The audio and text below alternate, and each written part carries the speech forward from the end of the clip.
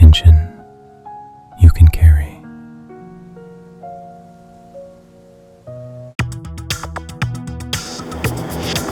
Delivering smiles all around the professional careers. Reach us to reach them. அதுக்கப்புறம் பார்த்தீங்கன்னா பொதுவாக இருக்கக்கூடிய தளங்களில் வந்து ஸ்டாலினுடைய செல்வாக்கு இப்போ தனிப்பட்ட செல்வாக்கு மறுபடியும் உயர ஆரம்பிச்சிருக்கு. இப்போ என்னன்னா அவரை நீங்கள் தோக்கடிச்சிட்டீங்க, தோத்துட்டார்.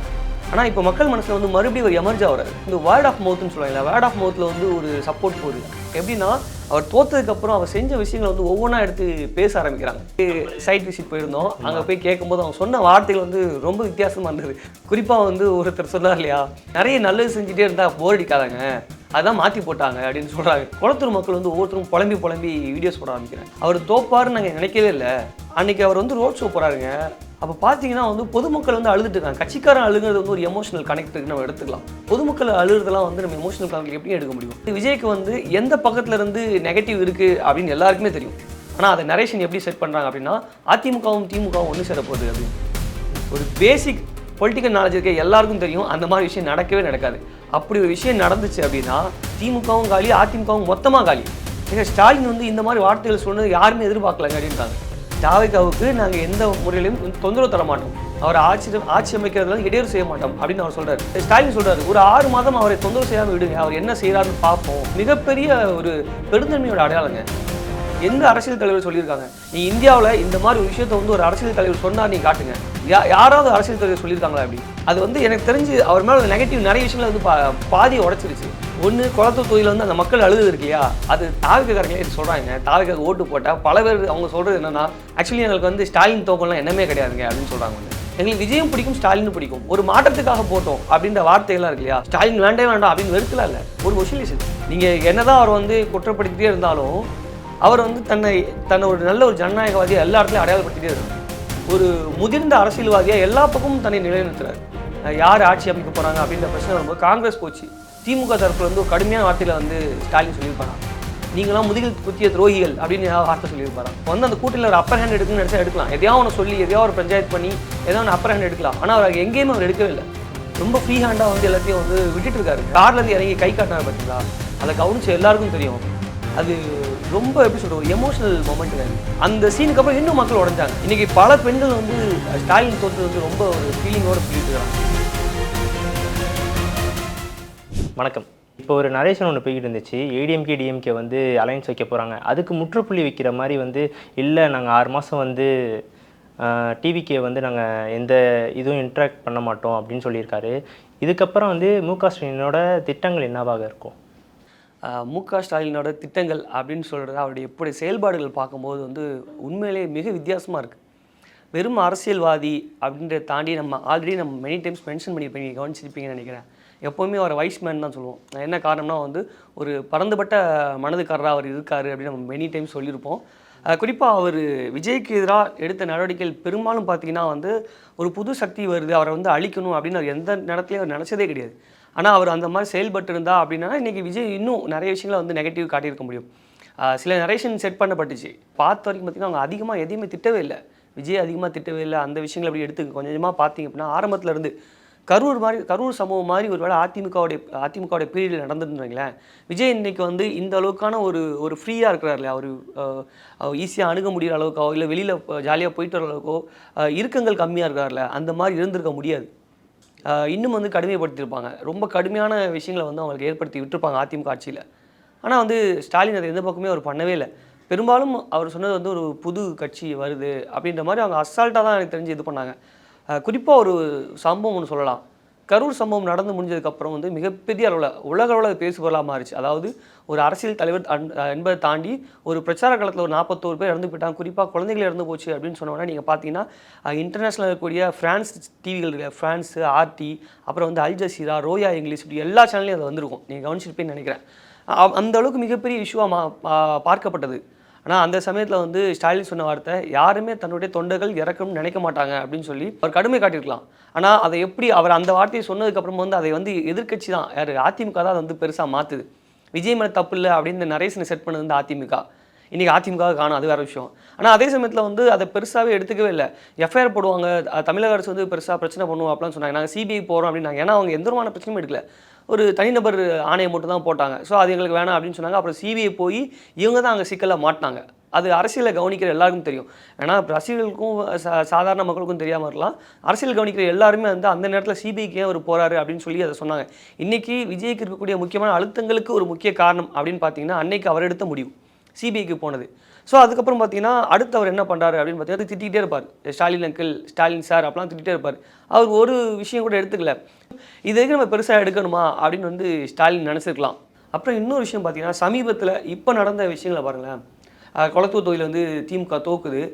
ஆனால் அந்த நேரத்தில் வந்து திமுக தோத்ததுக்கப்புறம் விஎஸ் பாபுன்னு ஒருத்தரை வச்சு ஜெயிச்சிட்டாங்க அப்படின்னு சொல்லி அது மிகப்பெரிய பேசுபொருளாக மாறுச்சு. ஆனால் அடுத்த நாள் வந்து அவர் கொளத்தூருக்கு விசிட் பண்ணுறாரு. எனக்கு ஓட்டு போட்ட மக்களுக்கு நன்றி அப்படின்னு சொல்கிறாரு. ஆனால் அதுக்கப்புறம் பார்த்தீங்கன்னா இன்ஸ்டா, ஃபேஸ்புக், வாட்ஸ்அப் எல்லாத்துலேயும் பார்த்தீங்கன்னா என்ன ஒரு தகவல் தொடர்ந்து வருது அப்படின்னா கொளத்தூர் மக்கள் வந்து ஒவ்வொருத்தரும் புலம்பி வீடியோஸ் போட ஆரம்பிக்கிறாங்க. அவர் சொல்கிறாங்க, எங்கள் ஏரியா வந்து முன்மாதிரி தொகுதியாக மாற்றி கொடுத்தாருங்க அவர், அப்புறம் எங்கே ஓட்டு போட்டிங்க அப்படின்ற ஒரு கேள்வி வருது. அது ஒரு விஷயம். ஆனால் அவங்க எல்லாரும் சொல்கிறது வந்து அவர் தோப்பாருன்னு நாங்கள் நினைக்கவே இல்லை, அவர் வந்து தோற்றுருவார் அப்படின்னு நாங்கள் எதிர்பார்க்கவே இல்லை. அன்றைக்கி அவர் வந்து ரோட் ஷோ போகிறாருங்க. அப்போ பார்த்தீங்கன்னா வந்து பொதுமக்கள் வந்து அழுதுட்டு இருக்காங்க. கட்சிக்காரன் அழுகிறது வந்து ஒரு எமோஷனல் கனெக்ட் நம்ம எடுத்துக்கலாம். பொதுமக்கள் அழுகிறதெல்லாம் வந்து நம்ம எமோஷனல் கனெக்ட் எப்படி எடுக்க முடியும்? அப்போ வந்து அதை தாண்டி ஏதோ ஒரு விஷயம் வந்து அவங்களை அஃபெக்ட் பண்ணிருக்கும் இல்லையா?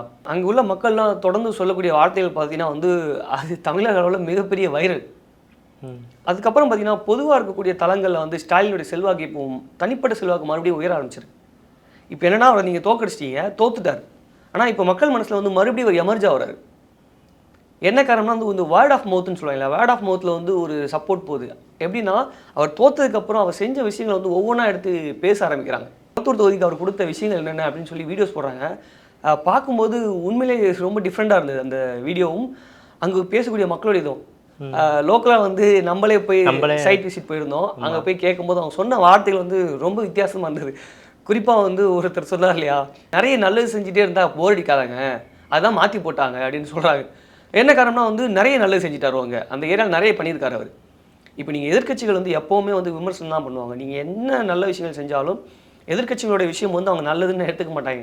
அது நல்லது இல்லை, அது சரியில்லை, அது ஃபெயிலியர் திட்டம், அங்கே அவர் சரியாகவே செய்யலை, கொளத்தூர் தொகுதியை வந்து நாசப்படுத்தினார் அப்படின்னு அந்த நெரேட்டிவ் செட் பண்ணது இருக்க தான் செய்யும். ஏன்னா எதிர்க்கட்சியோட வேலையை அது தானேங்க. எந்த எதிர்க்கட்சி இது வரைக்கும் வந்து ஒரு நல்ல ஆட்சியை கொடுத்தாங்கன்னு யாரை சொல்லியிருக்காங்க? சொல்லவே மாட்டாங்க. வேணும்னா வந்து சில தலைவர்கள் அரசியல் தாண்டி அப்பாற்பட்டு பேசக்கூடிய தலைவர்கள் சில பேரும் நான் சொல்லலாம், நல்ல ஆட்சியை கொடுத்தாங்க, நல்லது பண்ணாங்க, முடிஞ்ச வரைக்கும் வந்து நல்ல விஷயங்களை கொண்டு வந்தாங்க அப்படின்னு சில பேரும் நான் சொல்லலாம். எல்லாரும் சொல்லுவாங்களா? சொல்ல மாட்டாங்க. அதுக்கப்புறம் பார்த்தீங்கன்னா அந்த ஆட்சி அமைக்கல இழுபறி, தொடர்ந்து இழுபறி பிரச்சனை எல்லாருக்கும் வந்து பஞ்சாயத்தாகவே இருக்குது. குறிப்பாக வந்து விஜய்க்கு வந்து எந்த பக்கத்தில் இருந்து நெகட்டிவ் இருக்குது அப்படின்னு எல்லாருக்குமே தெரியும். கை புண்ணுக்கு கண்ணாடி தேவையில்லை அப்படிமா. கையில் புண்ணு இருக்குது அப்படின்னா கையில் நம்ம கண்ணா பார்த்தாலே தெரியாது, கண்ணாடி தேவையா தெரியாது. ஆனால் அதை நரேஷன் எப்படி செட் பண்ணுறாங்க அப்படின்னா அதிமுகவும் திமுகவும் ஒன்று சேர போகுது அப்படின்னு. ஒரு பேசிக் பொலிட்டிக்கல் நாலேஜ் இருக்க எல்லாருக்கும் தெரியும் அந்த மாதிரி விஷயம் நடக்கவே நடக்காது. அப்படி ஒரு விஷயம் நடந்துச்சு அப்படின்னா திமுகவும் காலி, அதிமுகவும் மொத்தமாக காலி, மொத்தமாக அவங்களுடைய அரசியலோட இருப்பே வந்து முடிச்சிடும் இல்லையா? அப்போ அதை யாரும் பண்ண மாட்டாங்க இல்லையா? பேஸ்லெஸ். அப்போ எதுக்காக சொல்கிறாங்க? அப்போ ஒரு நரேட்டிவ் செட் பண்ணுங்க. அப்போ இவருக்கு விஜய்க்கு தரக்கூடிய அழுத்தம் யார் தராங்க அப்படின்னு பார்த்தீங்கன்னா அதிமுகவும் திமுகவும் தருது அப்படின்ற ஒரு விஷயத்தை கொண்டு வரதுக்கு. ஆனால் அவருக்கான அழுத்தம் எங்கேருந்து வருது? டெல்லியிலேருந்து வருது. அதுதானே உண்மை. ஆளுநர் யார்? திமுகவுக்கு ஆதரவாக இருக்கக்கூடிய ஆளா, அதிமுகவுக்கு ஆதரவாக இருக்கக்கூடிய ஆளா? அப்போ அந்த நரேஷன் எப்படி செட் பண்ணும் அப்படின்னா பிஜேபி வர்சஸ் விஜய்னு வந்துடவே கூடாது அப்படின்னு சொல்லி விஜய் ஆதரவு நிலையில் இருக்கக்கூடிய அதை செய்கிறாங்க. மத்தியிலிருந்து வர அழுத்தம்.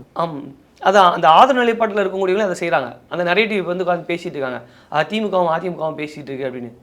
அது அப்படிலாம் பண்ணவே மாட்டாங்க. சரி, அதை விடுங்க. அதுக்கப்புறம் ஸ்டாலின் சொன்ன ஒரு விஷயங்கள் நீங்கள் கவனிக்கணும். உண்மையிலே வந்து அந்த விஷயங்கள் ரொம்ப ஆச்சரியத்தை ஏற்படுத்திருச்சு இந்த அரசியலை கவனிக்கிறவங்க, களத்தை கவனிக்கிறவங்களுக்கும். அதுக்கப்புறம் வந்து இந்த அரசியல் தொடர்பான விஷயங்களை பேசுகிறாங்க இல்லையா, அப்போ அவங்க சொல்லக்கூடிய விமர்சனம்லாம் பார்க்கும்போது ரொம்ப வித்தியாசமாக இருக்குது. ஏங்க ஸ்டாலின் வந்து இந்த மாதிரி வார்த்தைகள் சொன்னது யாருமே எதிர்பார்க்கலங்க அப்படின்றாங்க. அவர் என்ன சொல்கிறாரு? தாவேகாவுக்கு நாங்கள் எந்த முறையிலையும் தொந்தரவு தர மாட்டோம், அவர் ஆட்சி அமைக்கிறதுல இடையூறு செய்ய மாட்டோம் அப்படின்னு அவர் சொல்கிறார். அதே போல் வந்து திருமாவளவன் சொல்கிறார், அவர் ஆட்சி அமைக்கிறது வந்து இடையூறு செய்ய மாட்டோம் அப்படின்னு அவர் சொல்கிறார். ஸ்டாலின் சொல்கிறார், ஒரு 6 மாதம் அவரை தொந்தரவு செய்யாமல் விடுங்க, அவர் என்ன செய்கிறாருன்னு பார்ப்போம், அவருக்கும் வந்து வாய்ப்பு கொடுங்க அப்படின்னு சொல்கிற விஷயம்லாம் வந்து மிகப்பெரிய ஒரு பெருந்தன்மையோட அடையாளங்க. எந்த அரசியல் தலைவர் சொல்லியிருக்காங்க? நீ இந்தியாவில் இந்த மாதிரி ஒரு விஷயத்தை வந்து ஒரு அரசியல் தலைவர் சொன்னார், நீ காட்டுங்க. யாராவது அரசியல் தலைவர் சொல்லியிருக்காங்களா அப்படி? ஆனால் ஸ்டாலின் சொல்லியிருக்காரு. இது எப்படி ஆகும் தெரியுமா? இது வந்து அந்த அரசியல் தொடர்பாக நடுநிலையாக இருப்பாங்க இல்லையா? இப்போ இந்த வாட்டி ஒரு அலை இருந்துச்சு, வேவ் இருந்துச்சு, போட்டாங்க. ஆனால் நடுநிலை வாக்காளர்கள், அரசியல் தாண்டி பார்க்கக்கூடிய ஆட்கள் இருக்காங்க இல்லையா, காய்த்தல் ஓத்தில் இருப்பாங்க. ஒருத்தர் வெறுத்து ஒதுக்குறது அந்த மாதிரி இல்லாமல் சில பேருக்கு எதுக்கு வெறுக்கிறனே தெரியாமல் எடுத்துகிட்டு இருப்பாங்க. அவங்கள விட்டுருங்க. சில பேர் வந்து இது தப்பாக இருக்குது, இந்த தப்பை சரி செஞ்சால் நான் வந்து அவருக்கு ஓட்டு போட்டுருவேன் அப்படின்னு சொல்லுவாங்க இல்லையா. இப்போ அந்த மாதிரி ஆட்கள் வந்து இதை யோசிப்பாங்க. ஸ்டாலின் சொன்ன விஷயத்தை யோசிப்பாங்க. ஸ்டாலின் என்ன சொல்கிறாரு அப்படின்றத யோசிப்பாங்க இல்லையா. சூப்பராக 3 வார்த்தைங்க நறுக்குன்னு. அது வந்து எனக்கு தெரிஞ்சு அவர் மேலே நெகட்டிவ் நிறைய விஷயங்களை வந்து பாதியை உடச்சிருச்சு. ஒன்று குளத்தூர் தொகுதியில் வந்து அந்த மக்கள் அழுது இருக்கு இல்லையா, அது தாவிக்காரங்களே இது சொல்கிறாங்க. தாவிக்காக ஓட்டு போட்டால் பல பேர் அவங்க சொல்கிறது என்னென்னா, ஆக்சுவலி எங்களுக்கு வந்து ஸ்டாலின் தோக்கம்லாம் என்னமே கிடையாதுங்க அப்படின்னு சொல்கிறாங்க. ஒன்று எங்களுக்கு விஜயும் பிடிக்கும், ஸ்டாலினும் பிடிக்கும், ஒரு மாற்றத்துக்காக போட்டோம் அப்படின்ற வார்த்தைகள்லாம் இருக்கு இல்லையா. அப்போ வந்து ஸ்டாலினை எங்கே வச்சு அவங்க பார்க்குறோன்னு இருக்கு இல்லையா. இப்போ ஸ்டாலினை வந்து வெறுத்துலாம் வந்து விஜய்க்கு ஓட்டு போல, ஸ்டாலின் வேண்டாம் அப்படின்னு வெறுத்துலாம் இல்லை, ஒரு ஒசிலேஷன்.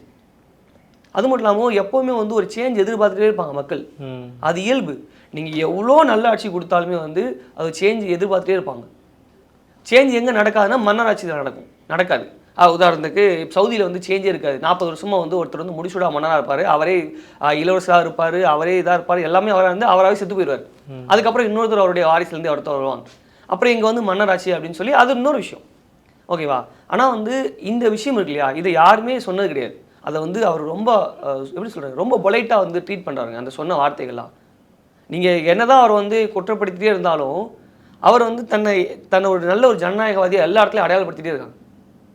கலைஞர் எப்பவுமே வந்து அரசியல் விஷயங்கள் வந்து ரொம்ப புரிதலாக செயல்படுவார், அவரும் வந்து ஒரு ஜனநாயக பான்பில் தான் இருப்பார் அப்படிலாம் சொல்லுவாங்க. ஆனால் அதே போல் வந்து ஸ்டாலின் இப்போ அந்த ஒரு நிலையை தாண்டி வராருங்க. ஒரு முதிர்ந்த அரசியல்வாதியாக எல்லா பக்கமும் தன்னை நிலைநிறுத்துறாரு. யார் ஆட்சி அமைக்க போகிறாங்க அப்படின்ற பிரச்சனை வரும்போது காங்கிரஸ் போச்சு, ஓகேவா. திமுக தரப்பில் வந்து ஒரு கடுமையான வார்த்தையில் வந்து ஸ்டாலின் சொல்லியிருப்பாரா, நீங்களாம் முதுகில் குத்திய துரோகிகள் அப்படின்னு ஏதாவது வார்த்தை சொல்லியிருப்பாரா? சொல்லலையே. அமைதியாக இருக்கு. அவங்க கூட்டணி கட்சிகள் எல்லா கூடயும் பேச்சுவார்த்தை நடக்குது. இடதுசாரிகள் கூட நடக்குது, விசிக கூட நடக்குது, முஸ்லீம் லீக் கூட நடக்குது, எல்லா கட்சிகள் கூடயும் வந்து நடக்குது. அது அவருக்கு தெரியும். ஆனால் வந்து அவர் முட்டுக்கட்டை போடவே இல்லை, ரொம்ப ஃப்ரீ ஹேண்டாக விட்டார் இல்லையா.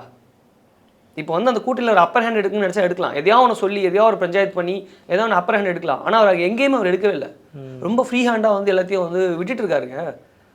சரி ஓகே, அவர் ஒரு ஆட்சி கொடுத்து பார்ப்போம் அப்படின்னு.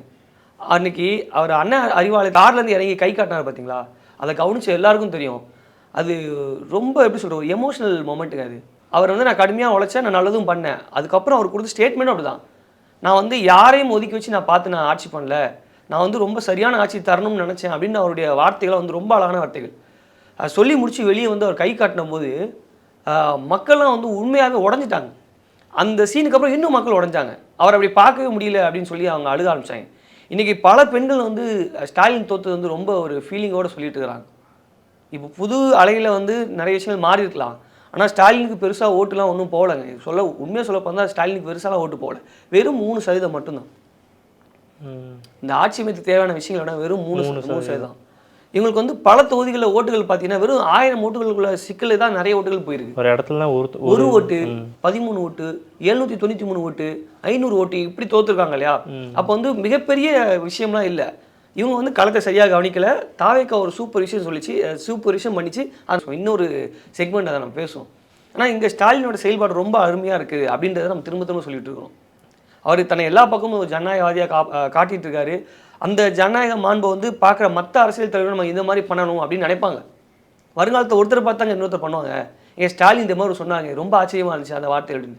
விஜய் எனக்கு தெரிஞ்சு இன்னும் வரைக்கும் வந்து ஒரு தனிப்பட்ட அவர் பகையில் அவர் எதிர்த்த மாதிரி எதுவுமே இல்லை. அரசியலாக பேசுகிறாரு, அரசியலாக பார்க்குறாரு. அரசியல் காரணமாக தான் அவரை வந்து பார்த்துட்டு இருக்காங்க. இன்னும் சொல்ல போனால் ஆரம்பகட்ட காலங்களில் வந்து விஜய் திமுக ஆதரவான நபராக தான் இருந்தார். ஆமாம், விஜய் திமுக ஆதரவாக தான் இருந்தார். ஒரு கட்டத்தில் வந்து அதிமுக தரப்பில் மிரட்டினதுக்கப்புறம் அதிமுக பக்கம் சாஞ்சார். என்ன காரணம்னா விஜய்க்கு ஒரு மிகப்பெரிய செல்வாக்கு இருக்குது.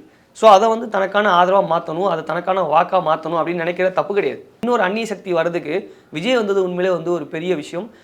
இன்னும் வந்து ஒரு நல்ல ஒரு விஷயம், கூடுதலான ஒரு நல்ல விஷயம் அப்படின்னு கேட்டிங்கன்னா, விஜய் வந்து ஒரு கிறிஸ்தவ சமூகத்தில் வந்து ஒருத்தர் முதலமைச்சர் ஆகிறதா வந்து ரொம்ப நல்ல விஷயங்க.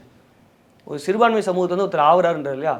அப்போ வந்து இங்கே வந்து வெறும் ஜாதி மதம், இந்த மதத்துக்காரன் அங்கே போட்டால் தான் ஓட்டு போடுவான், இந்த ஜாதிக்காரனை இங்கே போட்டால் தான் ஓட்டு போடுவான், இந்த சமூகத்தை சார்ந்த பின்புலம் இருக்கணும், அதெல்லாம் தேவையில்லைன்றதை விஜய் உடைச்சிருக்காரு. ஆமாம், 108 இடங்கள் வந்து ஜெயிக்கிறதுன்றது பெரிய விஷயம். இன்னொரு பக்கம் நீங்கள் ஆதரவலை விஜய்க்கு ஆதரவான மனநிலை கல்ட்டு அப்படின்னு நீங்கள் சொன்னாலும், இன்னொரு பக்கம் பார்க்கும்போது வந்து ஒரு நாகரீக அரசியலை வந்து தமிழகம் எப்போவுமே முன்னெடுத்துட்டு இருக்கு.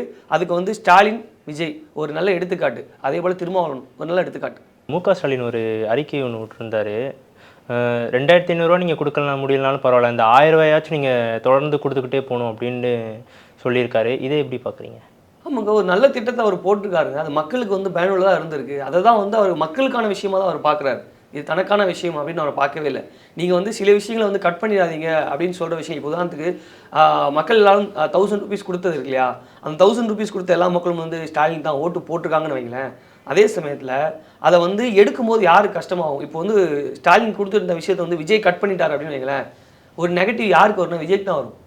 ஸ்டாலினாலும் மாதம் 1000 ரூபா கொடுத்துருந்தாரு, வருஷத்துக்கு 12,000 ரூபா கொடுத்துட்டு இருந்தாரு. அதே எதிர்ப்பு நிலை வந்து. ஆமாம், தேவையில்லாமல் ஓட்டை போட்டு மாற்றி போட்டு. ஏன்னா இன்றைக்கி அதுதான் பெரிய விஷயம் ஆகும். ஆனால் இங்கேயும் ஸ்டாலினுடைய பெருந்தன்மை தான் வந்து நிற்குதுங்க. அவர் சொல்கிறாரு பார்த்தீங்களா, இந்த 1000 ரூபா நீங்கள் தொடர்ந்து கொடுங்க அப்படின்னு. என்ன காரணம்னா அதில் மக்களுக்கு ரொம்ப ஹெல்ப்பாக இருந்த விஷயம் தாங்க. நான் சொல்கிறது இந்த மிடில் கிளாஸில் வந்து அப்பர் மிடில் கிளாஸ் அவங்க விட்டுருங்க. இந்த அப்பர் மிடில் கிளாஸு, எலைட்டு, அப்புறம் அந்த பணக்காரர்கள் இருப்பாங்க இல்லையா, அப்புறம் படிச்சுட்டு இங்கே கவர்மெண்ட் காலேஜில் படிச்சுட்டு இல்லை கவர்மெண்ட்லேயே படிச்சுட்டு ஏதாவது வெளிநாட்டில் உட்காந்துருவானுங்க. உட்காந்துட்டு இந்த அரசு என்ன செஞ்சுது, அவங்க என்ன பண்ணா எது பண்ணா அப்படின்னு பேசிட்டு இருப்பாங்க. அவங்களாம் விட்டுருங்க. அவங்களுக்கு வந்து அரசியல் நிலையும் புரியாது, கலை நிலவும் தெரியாது. இப்போ தான் நான் சொல்கிறேன், இப்போ வந்து ஒரு 16,000 20,000 சம்பளம் வாங்குறவனுக்கு 1 லிட்ரு பெட்ரோலுடைய விலையில் வந்து 5 ரூபா ஏறினா அது பெரிய சுமை தான். ஒரு தண்ணி கேன் 25 ரூபா விற்கிற இடத்துல வந்து 35 ரூபா விற்றா அவனுக்கு அது பெரிய சுமை தான். ஓகே தானே? ஒரு சாப்பாடு 60 ரூபாய்க்கு விற்கிற இடத்துல 90 ரூபாய்க்கு விற்றா அவனுக்கு சுமை தான். இப்போ இவனுக்கு எல்லாமே அது கஷ்டமான விஷயமா தான் இருக்கும். ஆனால் இந்த எலைட்டில் இருக்கக்கூடிய ஆட்கள், இந்த நரேஷன் செட் பண்ணுற ஆட்கள், இந்த பணக்கார ஆட்கள் இருப்பாங்க இல்லையா, அவங்களுக்கு இதை பற்றி எந்த கவலையுமே இல்லை. ஏங்க வருஷம் வந்து ஒரு உதாரணத்தை வச்சுங்க, எனக்கு மாதம் வந்து 10 லட்சம் சம்பளம் வருங்களேன், நான் ஒரு கார் வச்சுருக்கேன், எனக்கு பெட்ரோலில் வந்து 4 ரூபாய் கூடுதல் எனக்கு கஷ்டமாக இருக்குன்னு நினைக்கிறீங்களா? எப்போ 1000 ரூபாய்க்கு போடுப்பா அப்படின்னு போயிட்டே இருப்பாங்க. 2000 ரூபாய்க்கு போடுப்பா அப்படின்னு போயிட்டே இருப்பாங்க. 50 ரூபாய்க்கு போடுங்க, 80 ரூபாய்க்கு போடுங்க, 100 ரூபாய்க்கு போடுறோம், அவனுக்கு தானே கஷ்டம். கரெக்டு தானே? ஸோ அப்படிங்கும்போது ஸ்டாலின் கொடுத்த அந்த காசு உண்மையிலே நல்ல காசுங்க. அது மக்களுக்கு போய் சேர வேண்டிய காசு தான். இவங்க என்ன சொல்கிறாங்கன்னா, அது இலவசம் சொல்லிட்டு அப்படியே அதை கடந்து கொண்டு போக பார்க்குறாங்க. அது தப்பு. எப்போவுமே இயல்பாக வந்து ஒரு அரசு மக்களுக்கு தரணுங்க. ஒரு அரசு எப்போவுமே காசு கொடுத்துட்டே இருக்கணும். நீங்கள் இன்றைக்கி சொல்லக்கூடிய வெஸ்டர்ன் கண்ட்ரிஸு, இந்த கல்ஃப் கண்ட்ரிஸ் சொல்கிறாங்க இல்லையா, அங்கே பல நாடுகளில் இந்த திட்டம் இருக்குது. அரசு வந்து தன்னுடைய குடிமக்களுக்கு காசு கொடுத்துட்டே இருக்குது. பல அரபு நாடுகளில் குழந்தைகள் பிறந்தால் அந்த குழந்தைகளுக்கு வந்து அக்கௌண்ட்டில் காசு கொடுக்கப்படுது, அந்த குழந்தைகளுக்கான இது கொடுக்கப்படுது. ஆங்கர் பால் மாவு கேள்விப்பட்டீங்களா? வெளிநாட்டிலேருந்து முன்னாடி கொண்டு வருவாங்க. ஆங்கர் பால் மாவு அப்படின்னு கொடுத்துட்டு இருப்பாங்க இல்லையா, அந்த பால் மாவு யார் கொடுப்பாங்க தெரியுமா? இங்கே இருக்கக்கூடிய அந்த மிடில் ஈஸ்ட் கண்ட்ரியில் கூடிய அந்த மக்களுக்கு ரேஷனில் கொடுக்குற விஷயம் தான் ஆங்கர் பால் மாவு. அந்த காஃபி மிக்சிங்லாம் கொண்டு வாங்க, முன்னாடி பார்த்தா தெரியும். அந்த பொருட்கள் எடுத்துகிட்டு வந்து இங்கே ஒன்று கொடுப்பாங்க. வெளிநாட்டு போன வந்து ஆங்கர் பால் மாவு வந்து டப்பாவாக கொடுப்பாங்க. அதை பார்க்கும்போது சார் நம்ம சொந்தக்காரர் நமக்காக டப்பாவாக வாங்கிட்டு வந்துருக்கா அப்படின்னு நினைப்பாங்க. அதை என்னென்னு பார்த்தீங்கன்னா ரேஷனில் கொடுத்தது. ரேஷனில் கொடுக்குறாங்கன்னா ஒரு காலத்தில் அங்கே இருக்கக்கூடிய மக்கள் கஷ்டப்படும் போது அந்த கவர்மெண்ட் கொடுத்துருக்கு. இன்னும் வரைக்கும் வந்து அரபு நாடுகளில் சில இடங்களில் வந்து எப்படின்னா, நீங்கள் குப்பூஸ்ன்னு சொல்லுவாங்கல்ல, அடிப்படை உணவு அரிசி மாதிரி வச்சுருங்க, அதை வந்து ஒரு தினார் 1 ரியால் அதை மாற்றவே கூடாதுன்னு திட்டம் வச்சுருக்கு. எதுக்காக? அது அடிப்படை உணவு. அந்த அடிப்படை உணவில் வந்து நீங்கள் விளையாட்டம் பண்ணிங்கன்னா அவன் கஷ்டப்படுவான். இங்கே எப்படி அம்மா உணவகம் இருக்குது, 3 ரூபாய்க்கு 2 ரூபாய்க்கு 5 ரூபாய்க்கு கொடுக்குது இல்லையா, அதெல்லாம் வேஸ்ட்டுங்கன்னு சொல்கிற ஆட்கள் இருக்காங்களே, அம்மா உணவகம் வேஸ்ட்டுங்க அப்படின்னு சொல்கிற ஆட்கள் இருக்காங்க இல்லையா. இல்லைங்க, யார் அதை போய் நிற்பான் அப்படின்னா மூட்டை தூக்குறவங்க தான் போய் சாப்பிடுவான். ஓகே, ஸ்விக்கியில் ஓட்டிகிட்டு இருக்கான், வண்டி ஓட்டிட்டு இருக்கான், அவங்க போய் சாப்பிடுவான். அப்பாவோடைய கடனை அடைக்கணும், அம்மாவோடைய கடனை அடைக்கணும் அப்படின்னு நிற்கிறவங்க அங்கே தான் போய் சாப்பிடுவான். இப்போ உதாரணத்துக்கு இங்கே இருக்கக்கூடிய பெரிய ரெஸ்டாரண்ட்ஸ் இருக்குல்லைங்க, அங்கே வந்து எக்ஸிக்யூட்டிவ் மீல்ஸ் அப்படின்னு கொடுக்குறாங்க இல்லையா, எவ்வளோ அது? 280 ரூபா. மதியத்துக்கு நீங்கள் எக்ஸிக்யூட்டிவ் மீல்ஸ் அப்படின்னு சொல்லக்கூடிய இடத்துல நீங்கள் சாப்பிட்டீங்கன்னா 250 ரூபா. அந்த 280 ரூபா சாப்பாடை யார் சாப்பிடுவா? வசதியானர்கள் தானே சாப்பிடுவாங்க, கஷ்டப்படுறவங்க சாப்பிட மாட்டான் இல்லையா.